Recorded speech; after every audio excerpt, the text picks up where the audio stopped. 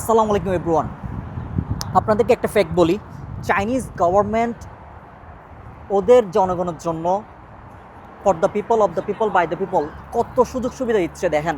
ওদের engineering technology, ওদের যেই আপকামিং থিঙ্কিং, এই যে একটু আগে যে গ্লোবাল সেন্টার নিয়ে কথা বলছি, গ্লোবাল সেন্টারটা যেটা হচ্ছে বিশ্বের এবং চায়নার মেসিভ শপিং কমপ্লেক্স, যেটা 40টা ফুটবল মাঠের সময় এবং এটার চেয়েও বেশি। সো আমি যদি ক্লোজলি একটু দেখাই, সেটা হচ্ছে চেংদু টুইন টাওয়ার, যেটাকে আমরা বলি। এবং এরকম দুটো টুইন টাওয়ার আমাদের আমেরিকায় তো ছিল, কিন্তু 111 ওগুলো ভ্যানিশ করে দিচ্ছে। ওরা মেবি আবার করবে। আবার তার আরেকটু ক্লোজলি যদি আমি দেখি, সেটা হচ্ছে চেংদু স্কেপি দেখেন।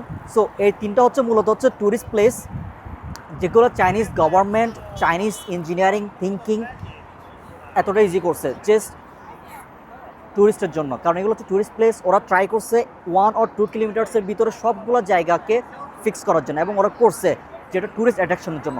সো গাইস, আপনারা আপনাদের পরিপ্রেক্ষিত থেকে আমাদের পরিপ্রেক্ষিতে যদি আমরা চিন্তা করি, আমাদের দেশে যদি আমরা এরকম সব কিছু ইমপ্লিমেন্ট করতে চাই, সেক্ষেত্রে আমাদের কী প্রয়োজন?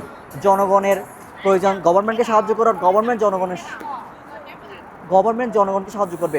আর হচ্ছে যে আমাদের একত্রেই সব কিছু করা লাগবে। আসলে সব কিছু হচ্ছে মূলত প্ল্যানিংয়ের উপর ডিপেন্ড করে। যদি আমাদের দেশের সিটি, চট্টগ্রাম, ঢাকা, সিলেট সিটিগুলো যদি আমরা এভাবে তৈরি করতে চাই, ট্যুরিস্ট অ্যাট্রাকশন, এবং এটা হচ্ছে যেটা সিটির মধ্যে। সো গাইস, আপনারা যদি আপনাদের কী চিন্তা করতেছেন, আমার কমেন্ট সেকশনে জানাবেন। লাইক, কমেন্ট, শেয়ার দিয়ে এবং আমার পেজের সাথে থাকুন। Thank you so much.